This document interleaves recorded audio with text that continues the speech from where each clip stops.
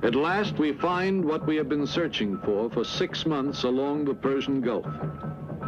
An open market in human beings.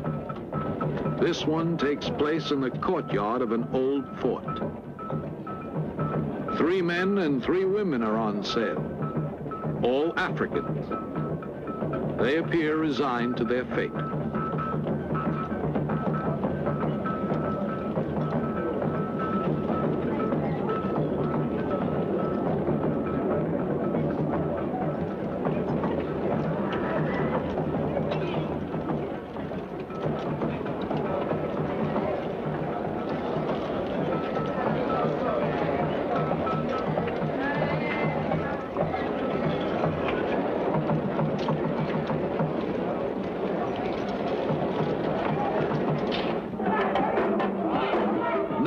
Slaves come from black Africa. They can also be procured on the Arabian Peninsula. Sometimes all you have to do is organize a party, the kind the British have called slaving parties. We hear about such a party in Qatar. There's music, dancing, laughter, the kind of entertainment that doesn't take place every day in the desert.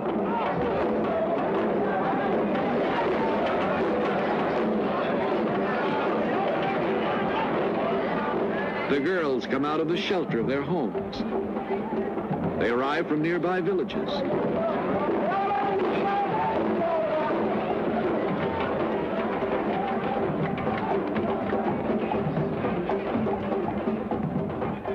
The canny organizers of the party have accomplished their purpose. They can study the girls at their leisure, decide which ones they will try to buy from their fathers or their husbands, which ones they will have to kidnap. Slavery, we are told, has been abolished. In point of fact, it still survives.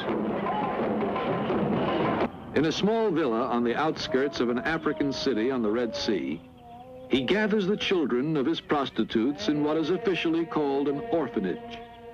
Actually, it is a training school for slaves. For the first few months, the mothers can visit their children.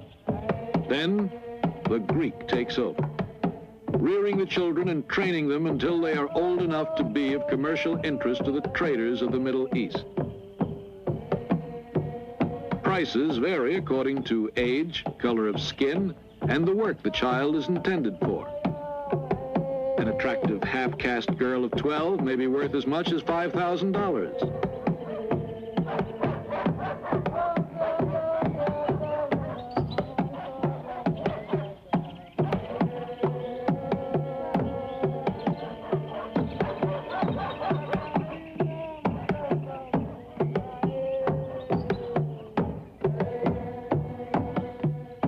We have been told that a mysterious but important personage is due to visit the Greek today.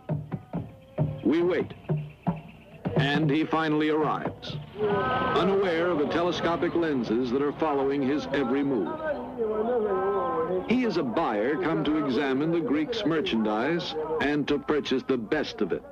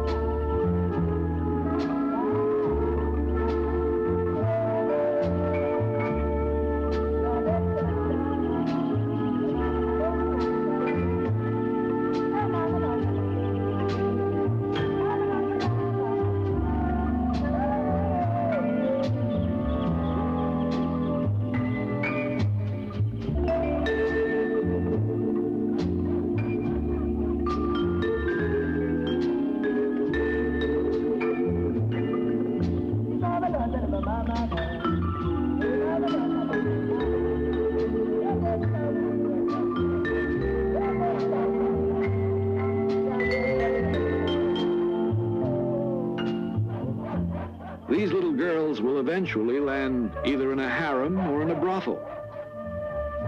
If they look happy at the prospect before them, it is because their training under the Greek has led them to expect a life of wealth and ease and love.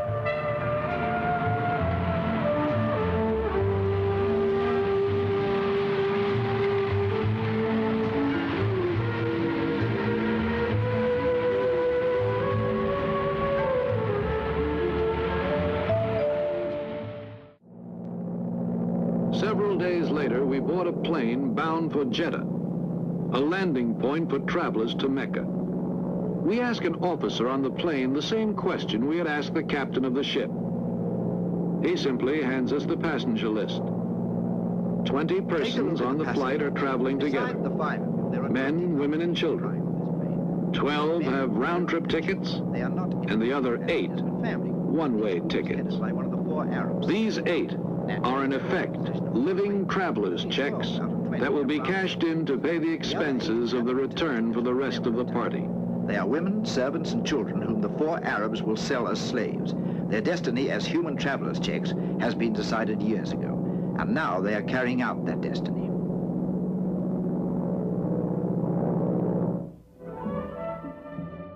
Kuwait, with a population of scarcely 300,000, takes in close to $3 million a day in oil royalties. Not that these millions are allowed to trickle down, but to raise the standard of living of the people, of the Fellahin or the Bedouins. Instead, oil has brought in its wake a new biblical curse. It has raised the price of human flesh.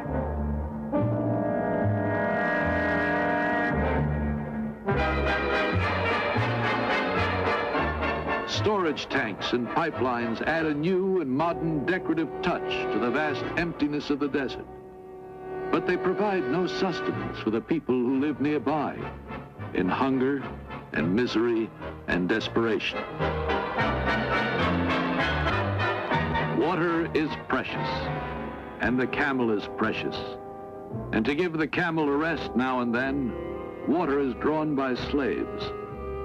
These girls, 10 to 12 years old, are blindfolded to keep from getting dizzy as they take turns with a camel.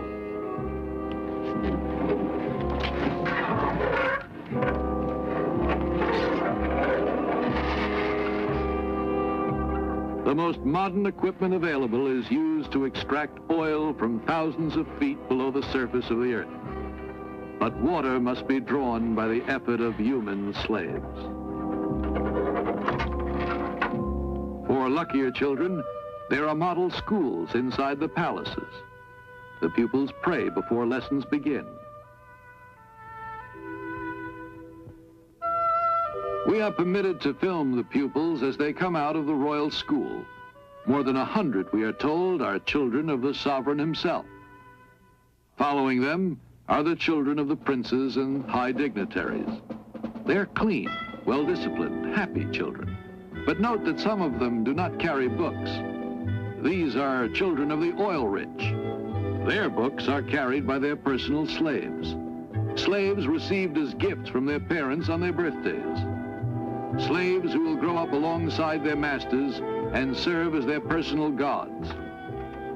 Most of these are children of palace slaves, and according to the law, they too are slaves.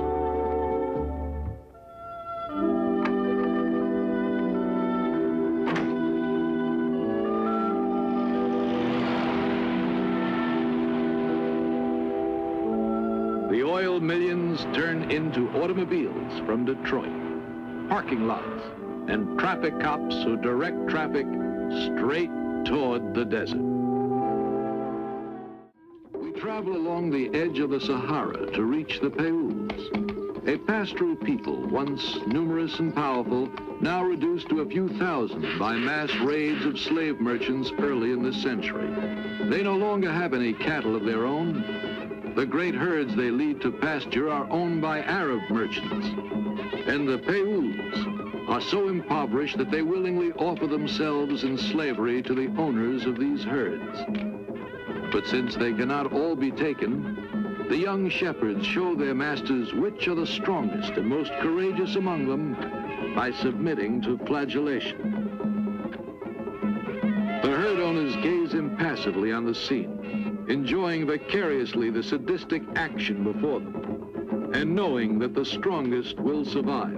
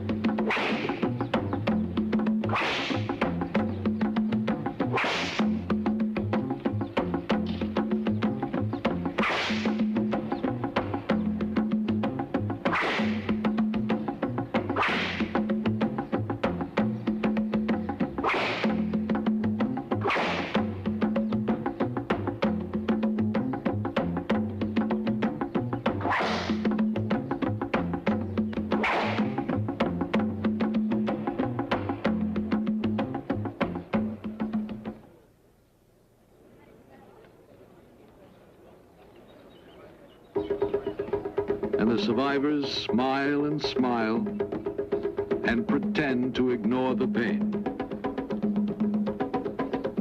They fall on their knees and beg their Arab masters to accept their services.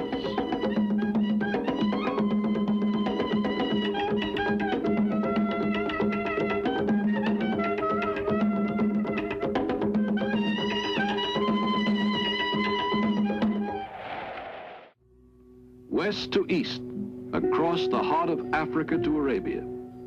This is the great highway of slavery. Across these desert trails, we took our cameras for thousands of miles in search of secret caravans. The governments of the young African republics are doing everything in their power to wipe out the slave trade. Every day, military units on camels check the border zones. They pursue the caravans and examine the documents of the desert buses. Any of these may be engaged in the slave trade. On the border of Chad and the Sudan lies Fada, the base from which the camel patrols set out. Helicopters keep watch along the border. And we have been permitted to accompany the police on one such inspection. Yesterday, pilots spotted several caravans heading toward the wells of Kairouan, the only wells within a radius of 200 miles. All caravans leaving Chad to enter the Sudan must stop there to take on water after checking in at Fada. One caravan that suspiciously avoided Fada has moved into the throat of Kairouan, a bottleneck deep in the mountains of Enedi. Water surging from the springs here cannot evaporate because the high mountain walls keep out the sun's rays.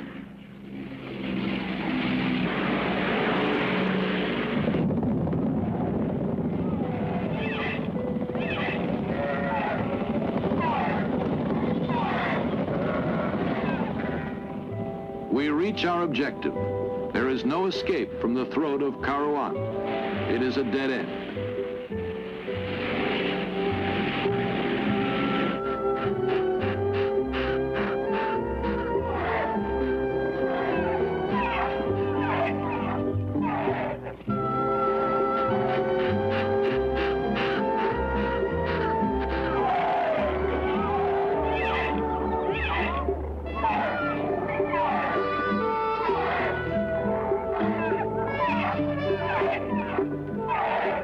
At first, this caravan looks like any other moving from place to place. Camels line up for a drink. Bedouins sit motionless, impassive. The police approach with their interpreter and get permission to search the merchandise.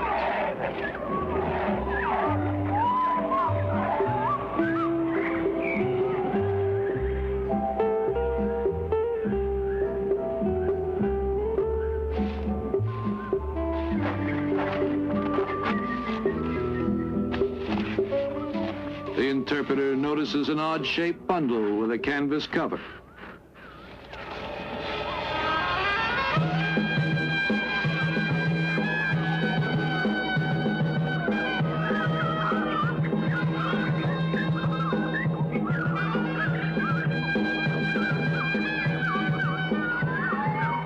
Where were they taking these children? What market were they headed for?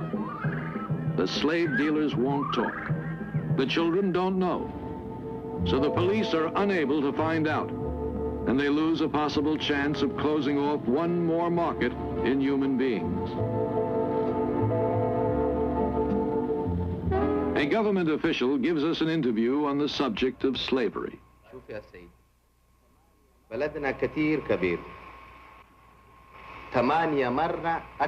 I can assure you, he says, that slavery does not exist in my country. The first official act of my government when it came into power was to draw up stringent laws against slavery.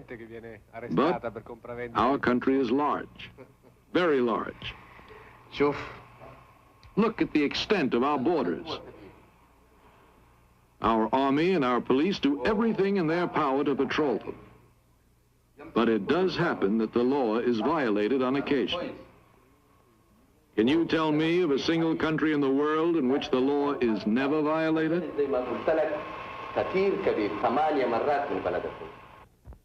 But here the law may be violated too often. Allahu Akbar, Allahu Akbar. Mit Gebeten hat man sie gelockt. Die Araber bringen bereits im 7. Jahrhundert den Islam nach Afrika und mit ihm die Sklaverei. Denn wer kein Moslem werden will, wird als Sklave in die muslimische Welt verschleppt. 17 Millionen Schwarzafrikaner trifft dieses Schicksal. Die Geschichte dieses Menschenhandels ist in Afrika bis heute ein Tabu. Tidiane Ndiaye bricht das Schweigen. Der senegalesische Anthropologe fordert, die Sklaverei der Moslems endlich aufzuarbeiten. In seinem Buch »Der verschleierte Völkermord« beschreibt Ndiaye dieses wenig erforschte Kapitel der Geschichte. Der muslimische Sklavenhandel war der längste in der Geschichte der Menschheit. Er währte 13 Jahrhunderte und hatte viel mehr Opfer als der Sklavenhandel nach Amerika, der 400 Jahre dauerte. Und das Traurigste daran ist, dass die meisten der Verschleppten unglücklicherweise keine Kinder bekommen konnten, weil sie kastriert wurden. In die arabische Welt, in die Türkei, nach Persien und nach Indien werden die Schwarzafrikaner verschifft. Oder sie werden durch die Sahara nach Nordafrika getrieben. Viele sterben schon bei den Überfällen auf die Dörfer, viele an den Strapazen des Transports. Wer auf den Sklavenmärkten ankommt, wird kastriert. Laut Ndiaye überlebt nur einer von 5 diese gefährliche Operation.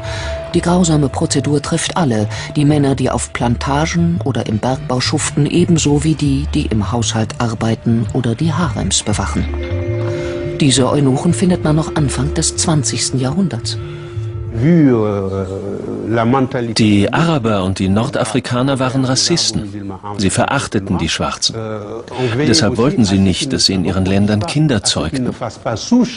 Das erklärt, warum es dort heute keine starke schwarze Diaspora gibt wie in den USA, die eine Aufarbeitung dieser Geschichte fordert und eine Wiedergutmachung. An die Sklaverei der Europäer wird auf der senegalesischen Insel Gorée erinnert. Hier wurden Tausende eingepfercht und nach Amerika verschifft. Solche Erinnerungsorte forderten Ndiaye auch für den brutalen Menschenhandel der Moslems. Der ist für ihn ein Völkermord, denn ein Volk von Kastrierten kann keine Nachkommen zeugen und stirbt zwangsläufig aus. Die Versklavung geschah übrigens im Namen Allahs. Der Koran hat die Sklaverei niemals unterbunden. Im Gegenteil, es gibt viele Stellen im Koran, die die Versklavung von Nichtmuslimen empfehlen.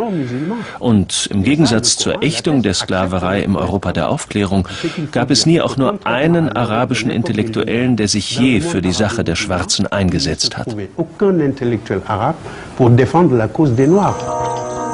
Im Sudan rufen die Araber schon im 7. Jahrhundert den Dschihad, den heiligen Krieg gegen die Schwarzen aus.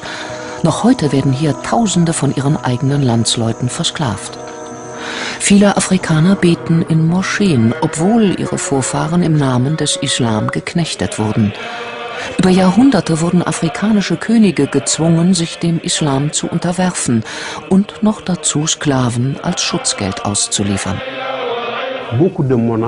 Durch die Islamisierung wurden die afrikanischen Könige zu Mittätern. Wer sich dem Islam unterwarf, konnte der Versklavung theoretisch entgehen. Wer kein Moslem werden wollte, sollte gezielt gejagt werden. Das war der Grund für die Kollaboration und das entfachte viele Kriege zwischen den afrikanischen Völkern. Die Europäer schauen bis ins frühe 20. Jahrhundert zu. Obwohl sie den Menschenhandel längst verboten haben, dulden ihn die Kolonialarmeen vor Ort.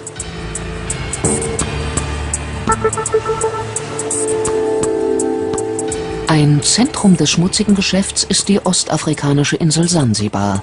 Hier landen die Menschen nach dem Verbot der Sklaverei in unterirdischen Verliesen. Den berüchtigten Tipu-Tip macht der Menschenhandel zum zweitreichsten Mann Sansibars. Noch nach 1920 schuften Sklaven auf den Plantagen der Insel.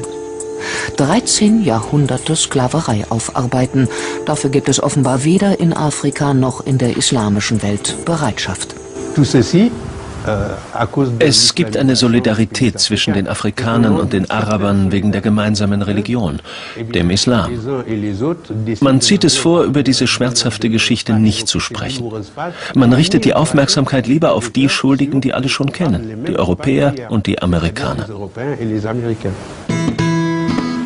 Tidiane Ndiaye will das nicht hinnehmen. Weder als Intellektueller noch als Enkel eines senegalesischen Königs. Und auch nicht als Moslem. Christian boys kidnapped from the villages are confined to an Islamic school where they are made to study the Arabic language and memorize the entire Quran. Rising for prayers before dawn and studying until the late hours of the night, they are indoctrinated into the strict teachings of the Islamic faith. Those who refuse to cooperate are beaten and chained until they improve their studies. They must give up playing. Playing is harmful. It doesn't allow them time to study. Anyone who misbehaves, he's whipped so that he doesn't play anymore. When his colleagues see him being whipped, he will stop playing and become afraid. The Quran is difficult. If they do not work hard, they will not be able to memorize it all. A lot of the footage that we have received from these nations, some in Sudan, show young boys being beaten, show them chained, walking down these dusty paths around the school compound with chains. In one school, they have to write on a small board that they carry with them the Quranic verses and then wash this board and drink the water. And their teachers tell them that drinking this water causes them or helps them to memorize this faster. Young girls have also been kidnapped and sold as concubines or given over to the sexual pleasures of the Islamic soldiers. Girls as young as 9 have been repeatedly violated. Tens of thousands of children have disappeared, hidden away by radical Muslims seeking to create a new generation void of any Christian faith. Christian men who refuse to submit to the Islamic movement have been imprisoned, beaten, and oftentimes mutilated. Others have been hung, nailed to trees, or drowned in the River Nile. I must admit that I too, among hundreds of millions of educated people, was under the impression that the African slave trade was the sole responsibility of the Christian Europeans, the white race. That is, until I started exploring the subject in greater depth, and especially after reading an incredibly enlightening book called The Legacy of Arab Islam in Africa by John Alambila Azuma. My whole perspective and understanding has changed dramatically, and I would like you to tell us more about this subject. The success of Muhammadan Islam in deceiving, misinforming, deforming, and contorting both history and reality over a period of almost 1400 years has been astounding. That is, until now. The greatest tragedy about this particular subject is that most of the descendants of African slavery, the black people in the Americas, around the world, as well as among the African blacks, are totally ignorant of the actual facts. Before we lose the concentration of our listeners, I would like to make the following statement and then prove it. That the worst, most inhumane and most diabolical institution of the black African slave trade was initiated, refined, perpetrated and implemented by the Mohammedan Arabs and later aided and abetted by the black converts to Mohammedan Islam. I predict that, as usual, the two subcultures, those of denial of facts and of political correctness, will attack us without once disproving a single statement and or conclusion that we make. Slavery was not created by the white races, because it has existed throughout human history and practiced by every tribe, culture, civilization, racial group and religion. In fact, the very word slavery has its root in the name Slav, based upon the Slavic peoples of Europe who were subjugated by other Europeans. It is not common knowledge that the Arabic word abd is synonymous with the meaning of slave. For example, Abdullah means literally the slave of Allah, and that in the language of the Arabs, all black peoples are called abid, plural, for slaves. While much has been written concerning the transatlantic slave trade, surprisingly little attention has been paid to the Islamic slave trade across the Sahara, the Red Sea, and the Indian Ocean. While the European involvement in the African transatlantic slave trade to the Americas lasted for just over 3 centuries, the Arab involvement in the African slave trade has lasted 14 centuries, and in some parts of the Mohammedan world is still continuing to this day. The birth of Mohammedan Islam and its conquests brought about the birth of institutionalized, systematized, and religiously sanctioned slave trade on a massive and global scale. In fact, the Quran allows the taking of slaves as booty or reward for wars of aggression against any and all unbelievers, most of the human population. This has led to an enormous number of so-called holy wars, jihad in Arabic. There was and is absolutely nothing holy about these wars, which are primarily to plunder, slaughter, rape, subjugate and rob other human beings of their wealth, produce, freedom and dignity. Mohammedan Muslim states and tribes attacked other non-Muslim groups to achieve these objectives. Although Islamic jurisprudence laid down regulations for the treatment of slaves, however, incredible and heinous abuses have occurred throughout the history of Mohammedan Islam. By the Middle Ages, the Arabic word abd was in general used to denote a black slave, while the word mamluk referred to a white slave. Ibn Khaldun, 1332 to 1406, the preeminent Islamic medieval historian and social thinker, wrote, "The Negro nations are, as a rule, submissive to slavery, because they have attributes that are quite similar to dumb animals." It should also be noted that black slaves were castrated based on the assumption that the blacks had an ungovernable sexual appetite. When the Fatimid Caliphate came to power in Egypt, they slaughtered all the tens of thousands of black military slaves and raised an entirely new slave army. Some of these slaves were conscripted into the army at age 10. From Persia to Egypt to Morocco, slave armies from 30,000 to up to 250,000 became commonplace. The Islamic slave trade took place across the Sahara Desert, from the coast of the Red Sea, and from East Africa across the Indian Ocean. The Trans-Sahara trade was conducted along 6 major slave routes. just in the 19th century, for which we have more accurate records. 1.2 million slaves were brought across the Sahara into the Middle East, as well as a further 450,000 down the Red Sea and 442,000 from the East African coastal ports. That is a total of 2 million black slaves just in the 1800s.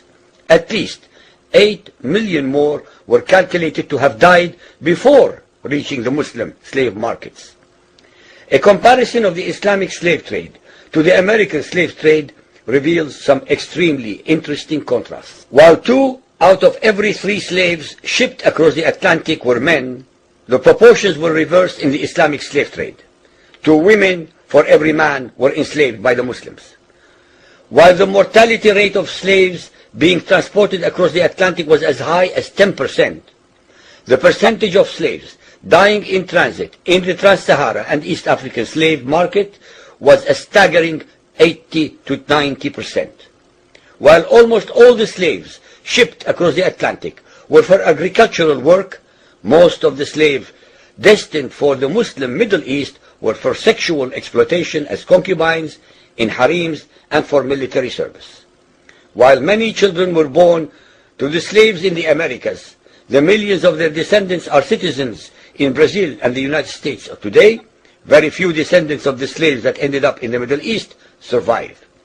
While most slaves who went to the Americas could marry and have families, most of the male slaves destined for the Middle East were castrated, and most of the children born to the women were killed at birth. It is estimated that possibly as many as 11 million Africans were transported across the Atlantic, 95% of which went to South and Central America, mainly to Portuguese, Spanish, and French possessions. Only 5% of the slaves ended up in what we call the United States today. However, a minimum of 28 million Africans were enslaved in the Muslim Middle East. Since at least 80% of those captured by Muslim slave traders were calculated to have died before reaching the slave markets, it is believed that the death toll from 1400 years of Arab and Muslim slave raids into Africa could have been as high as 112 millions. When added to the number of those sold in the slave markets, the total number of African victims of the trans-Saharan and East African slave trade could be significantly higher than 140 million people.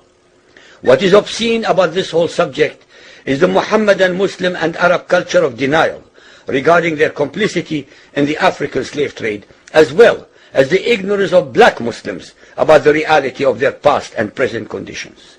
The statistics and reports above are based upon the logbooks kept at the African slave ports, ship logs, travelers' reports, eyewitness accounts, etc. Ladies and gentlemen, the facts and reality of Muhammadan Islam's complicity in the slave trade and their inhuman depravity are infinitely more devastating, more staggering, and more incomprehensible than all the nightmare fictions in the world.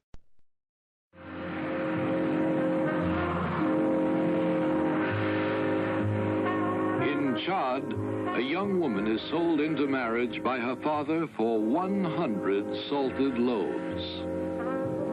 The United Nations Convention on Slavery lists such a sale without the woman's consent as an act of slavery.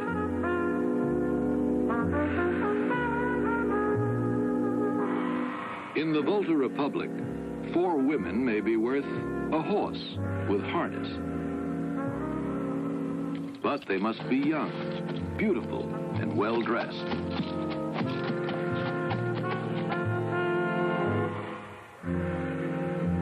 This little girl is worth exactly 70 empty bottles.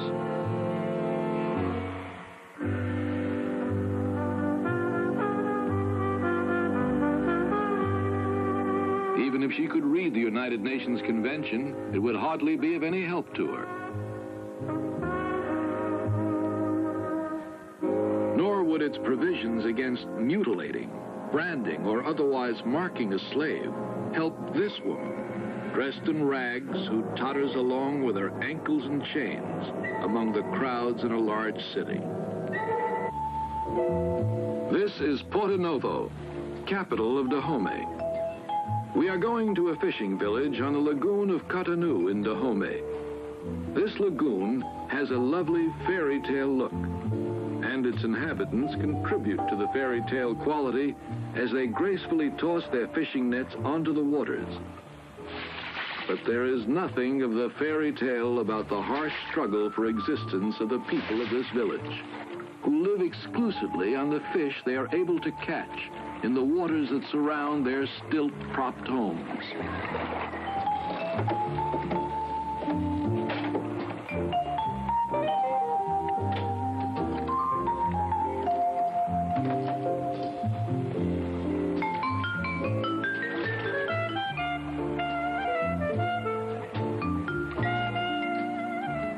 The village is famous in this region for the beauty of its girls, but the lagoon provides only a meager living at best, and many of the male children urge their parents to get rid of the females, the least useful members of the community for work and fishing.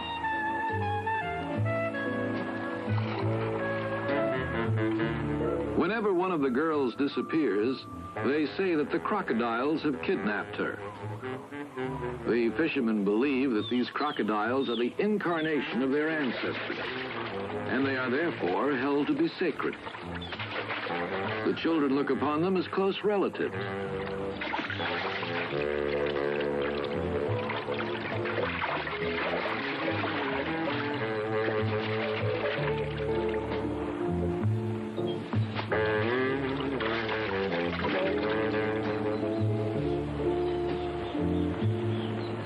A girl has disappeared. Her father makes a fine show of lamenting and weeping. But if ever the expression has had a true meaning, these are crocodile tears. Actually, the girl has not been a victim of the crocodiles. Her father has simply sold her to a slave dealer.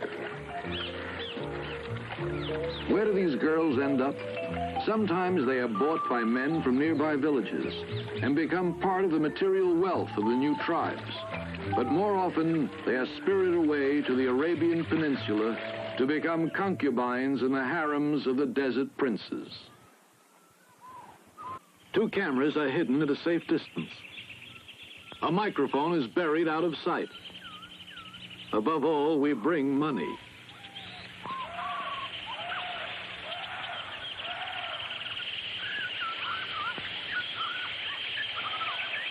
We don't have to wait long. The dealer shows up with 2 women we have told him we want to buy.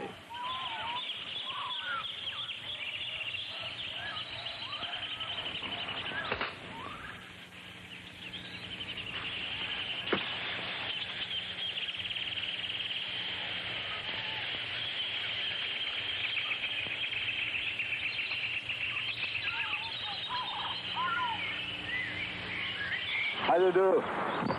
Not mine, that's mine. How do you do? Fine. What is the name of this one? This is Margaret, and this is Mary. 300 pounds, 300 pounds. Can you see? Fine. The experiment has succeeded. We set our slaves free, seek a new master, if they are to survive.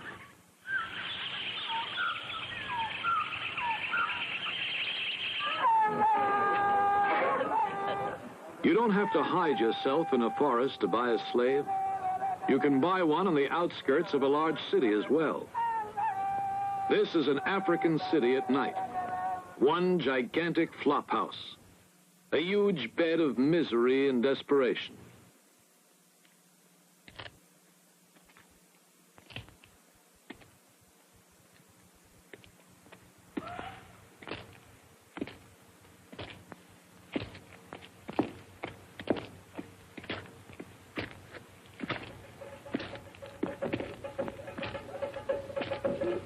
We have been told of a house that sells its merchandise to the biggest traders in Eastern Africa.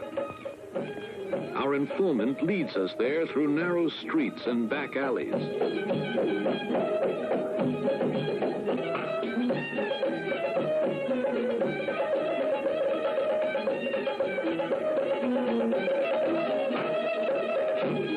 Then we watch a girl being bargained for by a rich merchant passing through town.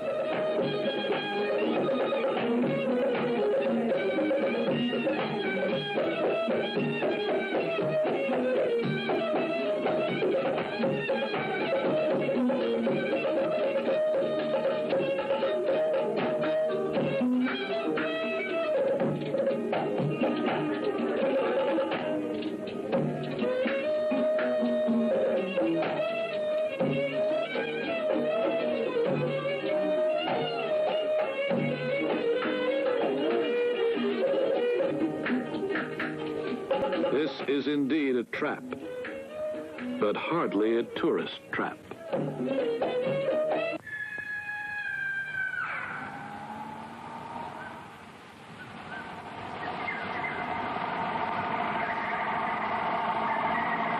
We are in the neighborhood of the oasis of Ahila, on the edge of an airfield abandoned after the war. An old plane lands, and simultaneously a truck emerges from the darkness.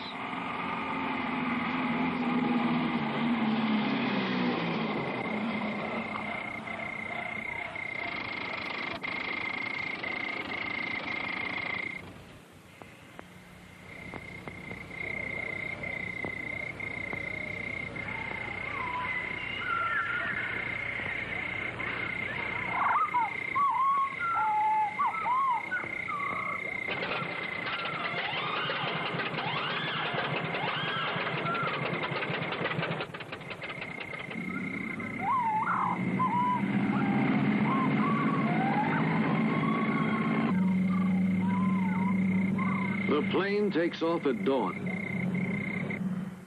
Do the pilots know what cargo they are flying and where these children end up?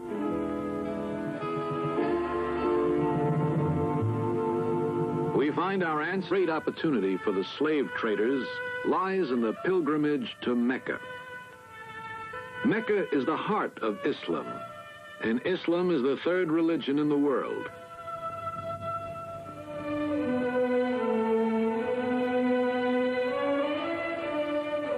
Show me one single Muslim country where slavery is not practiced, Prince Faisal of Saudi Arabia once said to a journalist.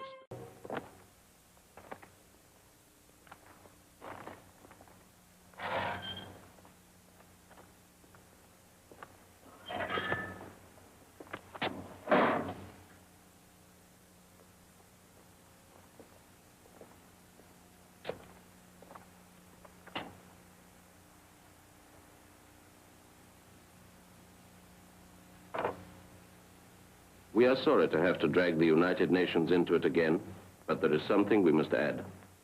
We have the evidence of this British officer, Lieutenant Marlon Steele of the 37th Military Police District of Maridi. On the morning of May the 6th, 1963, 5 Kivu slave traders were arrested. They are guilty of having used these instruments of torture on 15 Bakudo children so as to reduce them to such a pitiful physical condition as to arouse the generosity of the passers-by.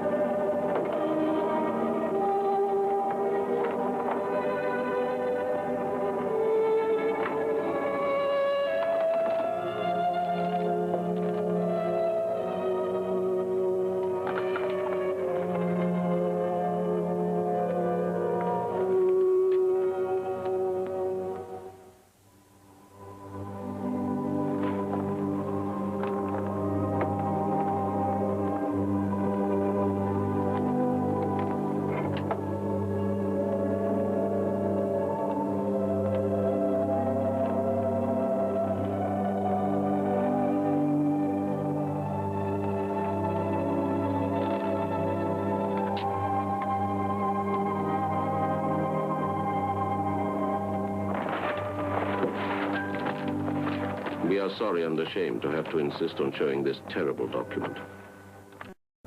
This young British officer who is collecting evidence is sorry and ashamed too, but it is his duty. Just as it is our duty and that of the whole civilized world, or the world that calls itself civilized and feels smugly at peace with its conscience and with God, to consider this an accusation, to stop this cruelty.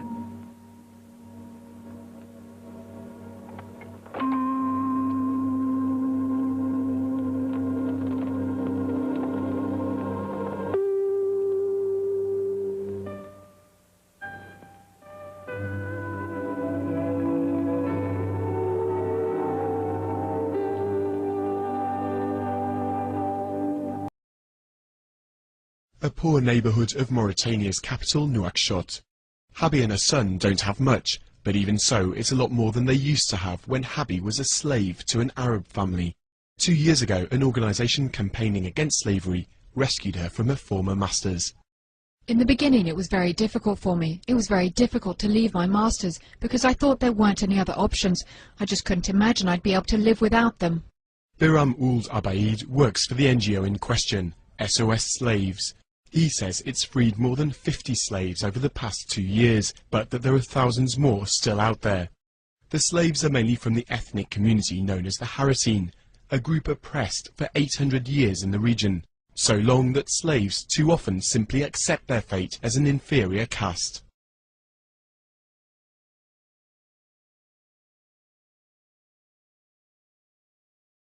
When you talk about slaves in Mauritania, you're talking about people who were born slaves. That means who work with no salary, who have no rights with their children, no right to education, and if it's a woman, she must sleep with her masters at their will. Messaoud Ould Boulker is ethnically a Haratine. He's a candidate for the presidential election and has risen to be president of the National Assembly, a first for his community. He's frustrated about the lack of progress. Just because I'm president of the National Assembly doesn't mean that the problems of my community are therefore resolved, or that there's even been any evolution. On the contrary, we're doing everything for the concrete cases of slavery which are on the way. People can't accept the fact that the government is treating these cases as slavery. Slavery was officially outlawed in Mauritania in 1981, but it only became a crime to own slaves in 2007. Theoretically, the offence holds heavy punishment, but in reality, nobody has so far been sentenced. Habi and her son might have been spared from their lives as slaves, but thousands of others haven't yet been so lucky. These ruins are all that's now left of the village of Niamlel in southern Sudan. Like many predominantly Christian villages in this area, it's been looted by Sudanese Arab militias from the Muslim north. They carry out regular raids on the Dinka tribespeople. They're supposedly freelance robbers, but the village is on the front line of the war between north and south. The Muslim government appears to turn a blind eye. This family says they've been left with nothing after the Arabs carried off goats and cattle and then burned the village.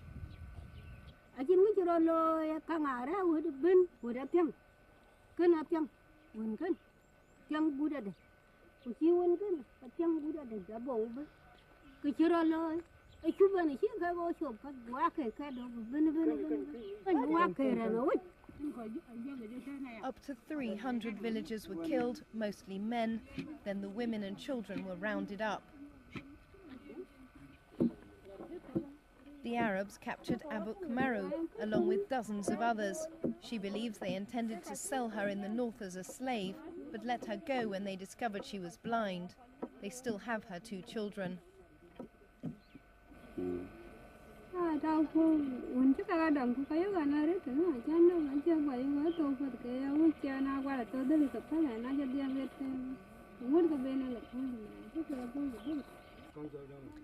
Akai Barjok was captured in the same raid along with her 3 children.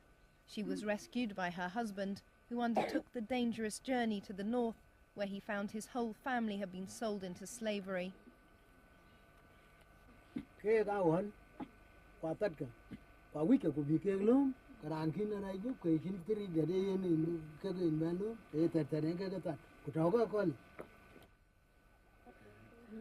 Apin Akot paid around £100 a head for his family's freedom. It took him months to earn the money. but few people manage to make the journey north. So 4 hours walk away from the village, a new market has sprung up. Arab traders have realized that they can sell escaped slaves back to their families for 5 times the price in the north. At this market, former slaves change hands for £500, a few Kalashnikovs, or 5 cows a head. A group of 22 people wait to be sold. To get here, they've escaped from their owners and been rounded up by the Arab traders, who bring them back to the south. Until money changes hands, they won't be free.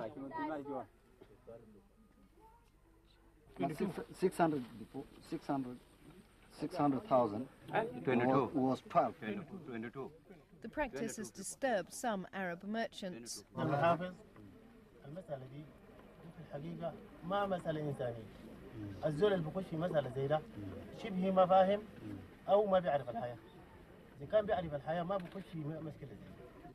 But controversially, a Western aid agency has got involved. Freedom, sweet. It is literally freedom for 20 people. These children are being brought back with money supplied by Christian Solidarity International. Here, it's handing over £10,000 to a slave trader. ده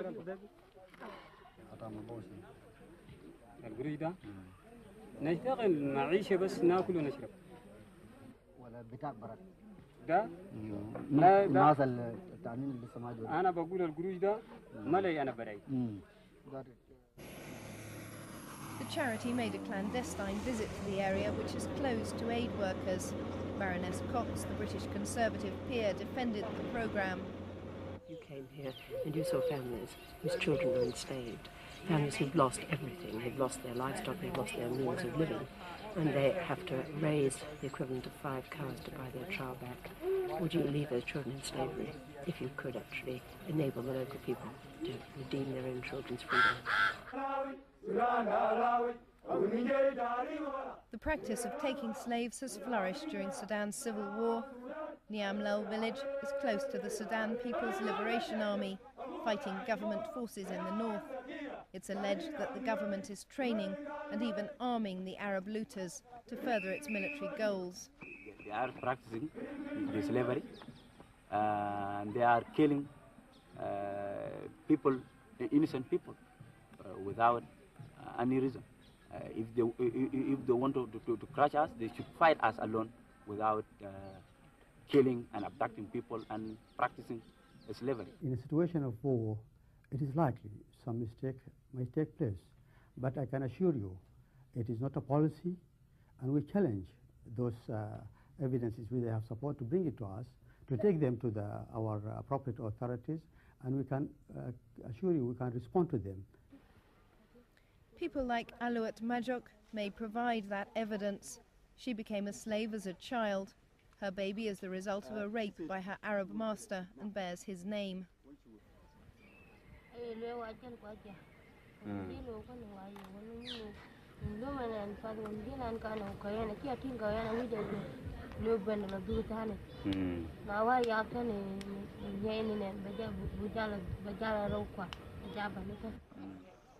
Sudan has been at war for over 15 years.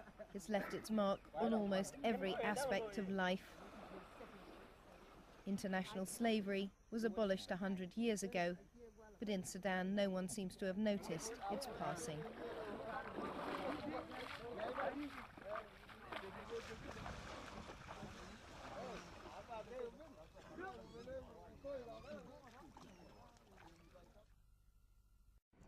The first colony the Arabs founded in Africa was in the Dahlak Islands in Eritrea, and the Arabs developed a large slave trade to feed the insatiable demands of the Basra salt and soil reclamation projects around Basra in Iraq, where the delta, where the Tigris and Euphrates enters the Persian Gulf. This is also Muhammad's time, 7th century. Yes. This was the rise of the Arab Empire that became, an international empire.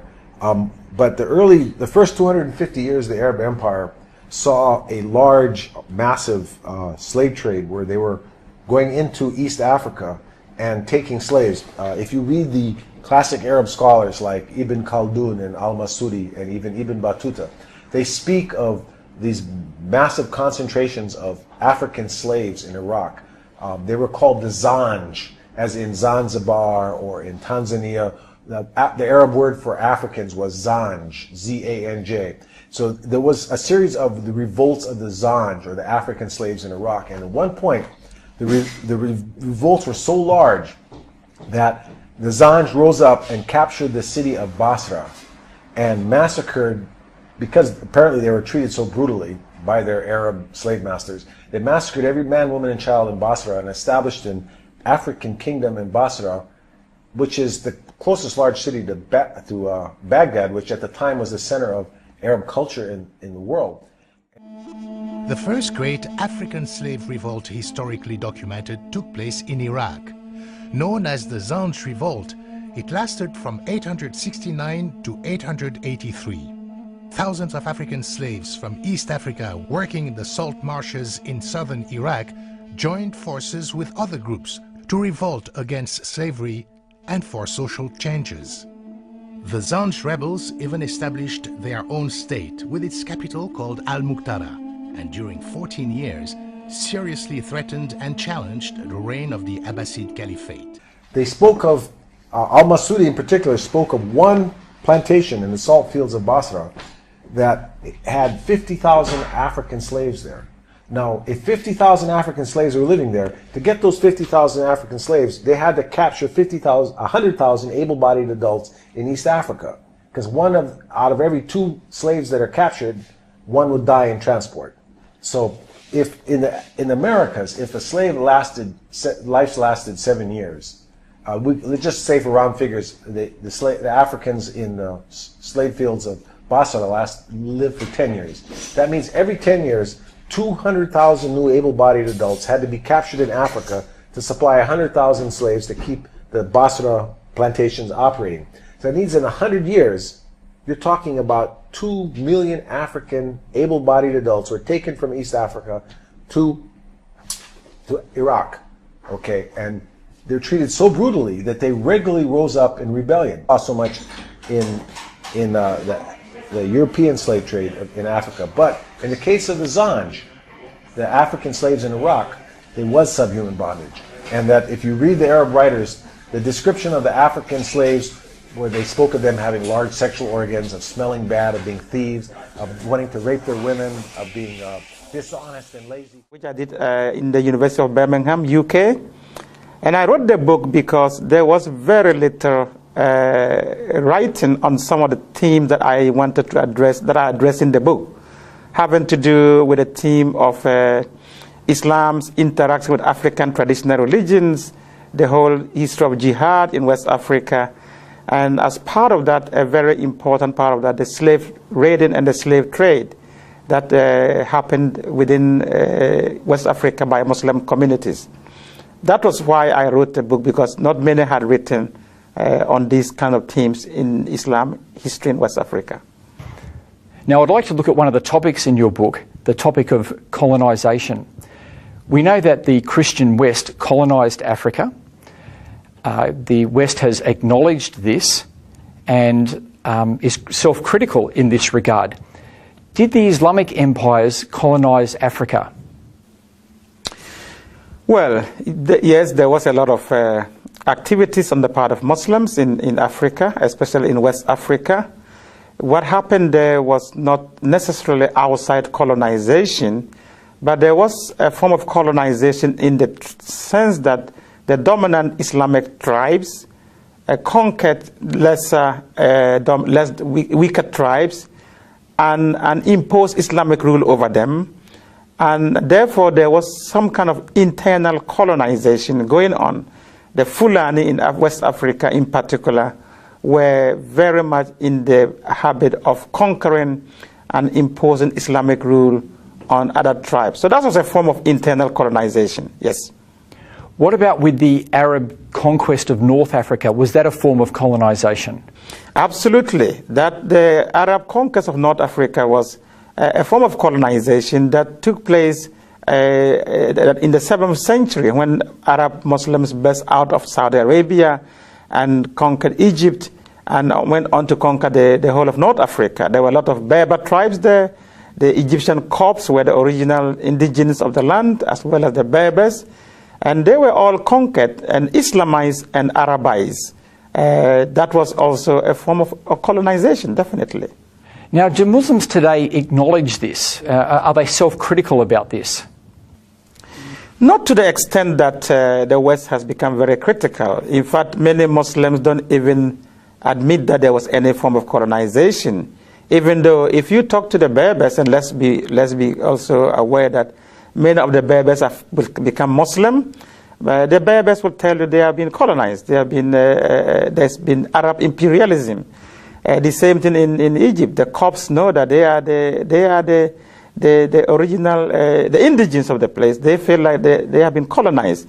The same thing will happen we talk to Sudanese. They will tell you that Sudan was colonized by Arab Muslim invaders. So yes, they will not admit it, but there is that kind of history there. Okay, thanks for that. I want to move on to the topic of slavery now. Did the Muslim empires practice slavery? Absolutely. Slavery was a very important part of Islamic expansion in West Africa, and in fact in the Sudan, and from the very earliest period of Islamic penetration into Africa.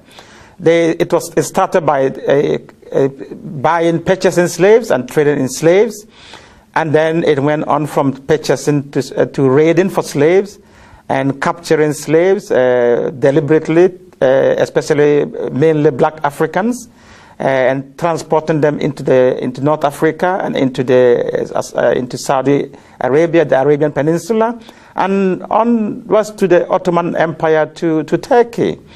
So slavery was a very endemic part of Islamic interaction with Africa.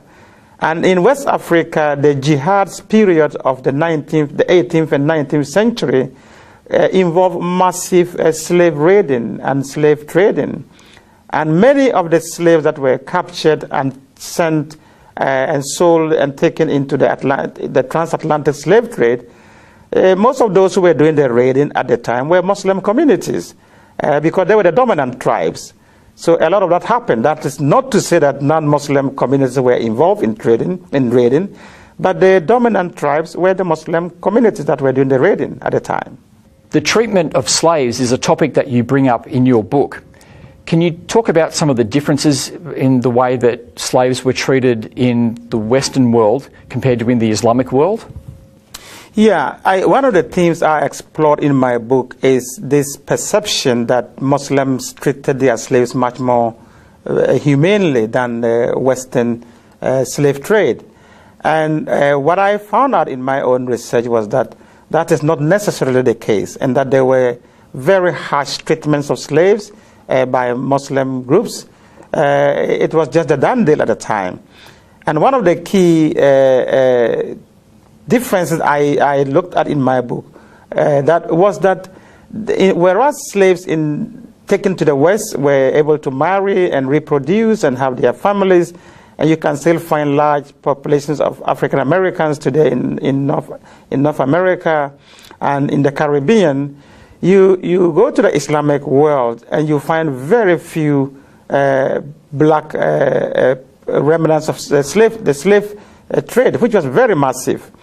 And one of the reasons is that many of the male black slaves taken into the Islamic world were castrated as eunuchs, which meant that they could not, of course, reproduce. And the other factor is that many of the women were taken as concubines by their slave masters, and they gave birth to mixed races, and they were very much absorbed into the society. So you don't have black slave kind of descendants in the Muslim world as you would in North America, and part of the reason is the castration and the way the slaves were treated. Did the Islamic world abolish slavery? Slavery persisted in Islamic countries far, far longer than it did in the West. The West abolished slavery long before the Islamic countries ever abolished slavery. And they did so under a lot of pressure from colonial governments and from Western governments and from all kinds of activist groups. And in fact, the Saudi Arabia, for instance, abolished slavery in 1961 or 1960 thereabout, whereas Mauritania abolished slavery in 1981.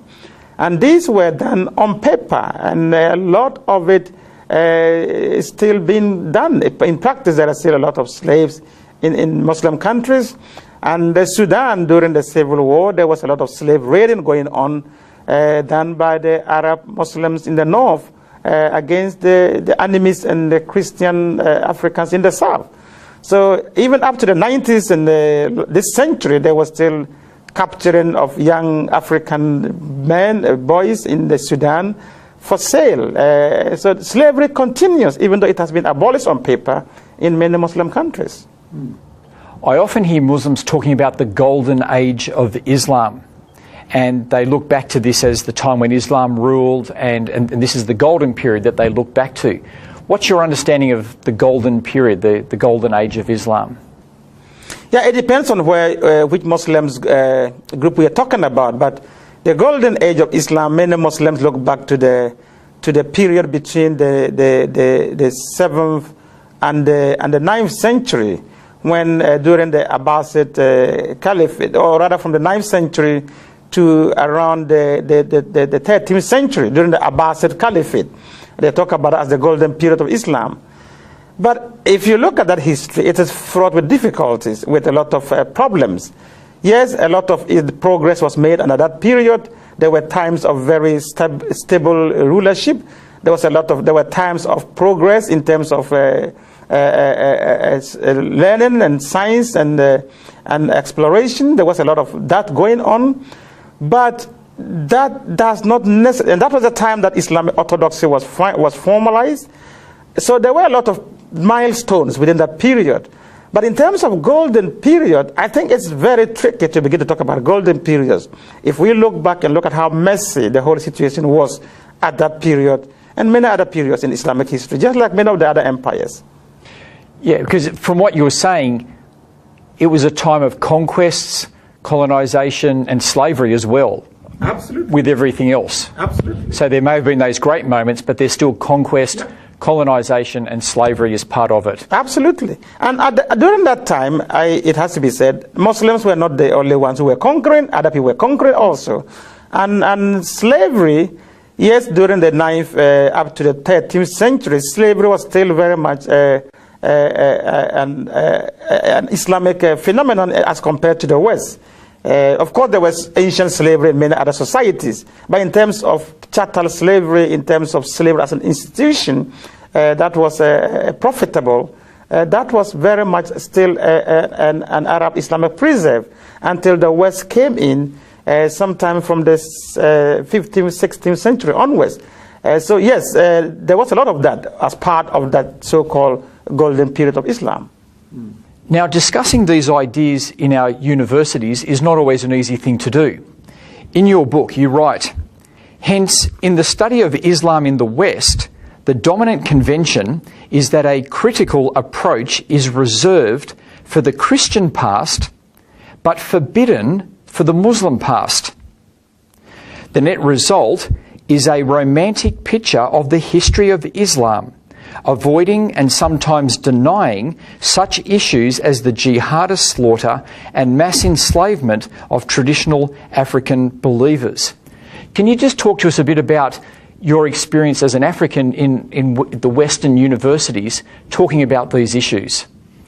Yeah, that is actually a very important question. I, as an African who embarked on the study of Islam in Africa, was very frustrated that, especially back in the 90s when I was doing my studies, that Western academics were shying away, almost self-censoring on these difficult themes of jihad, of the violence associated with jihad, and the slave raiding and slave trade that was very massively undertaken by Muslim societies in Africa. And some only noted in a footnote, and we don't want to discuss it. And that was very frustrating. Meanwhile, they will go at length and talk freely and openly about the Western transatlantic dimension of slave trade. And so for me, this painting of a very romantic picture of the Islamic past in Africa was hindering interfaith dialogue and dialogue between Muslims and Christians in particular. And especially in a situation where the radical Muslim groups were laying claim to these histories, these romanticized histories that was written mainly by Western scholars, that they had a golden age of Islam in Africa that they want to return to. Unfortunately, many of the groups that we have today that are ideological Muslim radical groups, and even Boko Haram in Nigeria, are laying claim to some of these romanticized histories that has been contributed to by Western scholarship and academia on the West of Islam in Africa. And this is what I was trying to challenge and to raise questions about, that we have to paint a more realistic history of the past. Africans have to get a more holistic history of their past if we have to live together, have meaningful dialogue between ourselves as Muslims and Christians. So what do you think is the way forward? Yeah, I explored in my book, the reason why I wrote this book was not to be polemical against Islam or anything of that sort. It was simply to say to African Muslims, my co-Africans, fellow Africans, that look, both on the Islamic and Christian fronts and on the past, we have difficult histories with the way these traditions interact with Africa. So we need to take both histories critically. We need to study the histories critically instead of denying and romanticizing one history. Because when we do that, we are not going to, unless we understand our past very clearly and honestly, we cannot move forward with any sense of integrity and mutual respect. So the whole idea is, how do we move forward? Let's have a much more critical discourse of our past, and then we can move forward with meaningful futures together. That's the only way to move forward in this. Thank you very much for talking with us today. Thank you.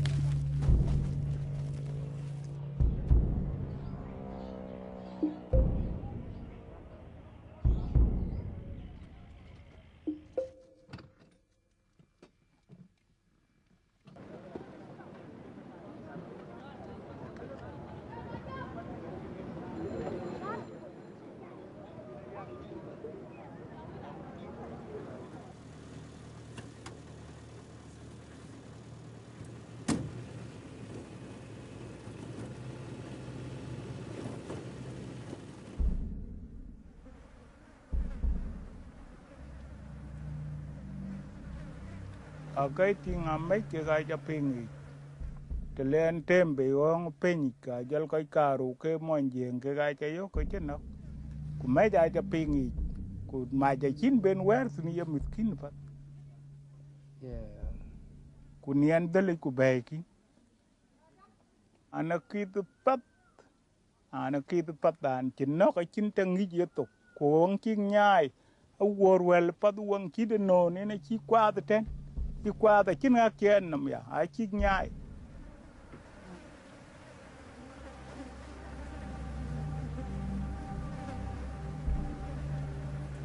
Sudan.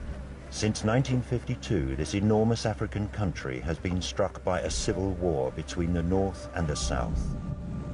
One of the horrible consequences of this war is the revival of slavery.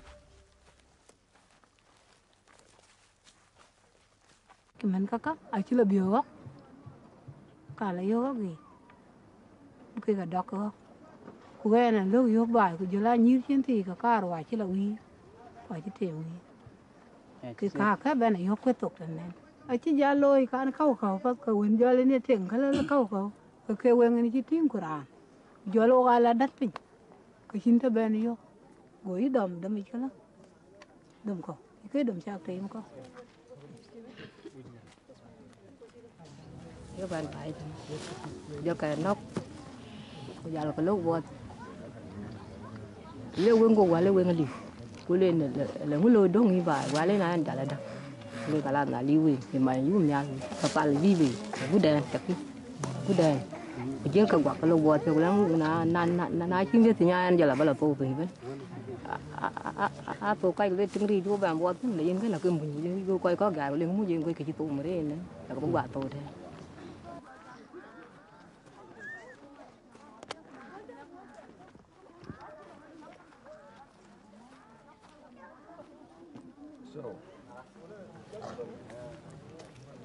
So there were, what, 414 slaves, so it's 20,700,000 Sudanese pounds that we owe you.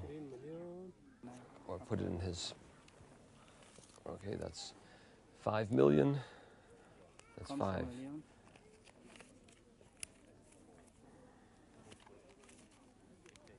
That's 6 million. 6 million. 13 million. 13 million. Yeah, we are here and you have come back because there are many people around the world who've heard about the suffering of the slaves in Sudan. I can only name a few, but I think of Bishop Caesar Matsalari and Bishop Makram Ghazis.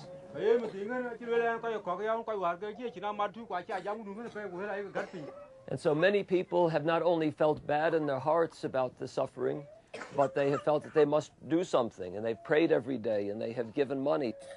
So now you're free to go back to your villages, to find your mothers and fathers and your husbands and your relatives and neighbors, and we wish God's blessing upon you and hope that you can live in peace and security from this day onward. The American John Eibner, who represents CSI, the Swiss organization Christian Solidarity International, travels about 6 times a year to South Sudan.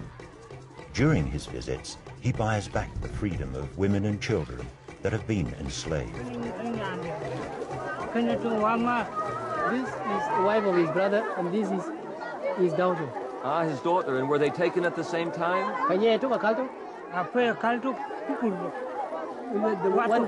day they were taken. The same day. When were they taken? And then last year. And Warawa? No, last year. It's not negative, but negative. Wato.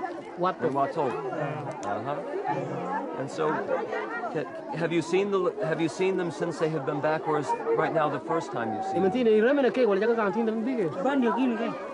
now. That was the first time. Very good. Well, we're very happy. No one knows exactly how many slaves there are in Sudan, but we have reasonably good estimates of the numbers, and we reckon that there are over 100,000 chattel slaves in Sudan. That is, slaves that are the private properties of private masters. And there are many more people who are subjected to slave-like conditions who have not been kept by private masters but end up in government-run concentration camps, which the government calls peace camps. Okay, Noor? Okay, shukran. Slave trading is a thriving business. Northern militias are raiding villages in the south for slaves, which they then take back to the north. They keep them in their households or sell them to other masters. A few Arabs in the north, so-called retrievers, are tracing the slaves and buying them. They then bring them back to the south, where these retrievers present the slaves to John Eibner, who is buying their freedom.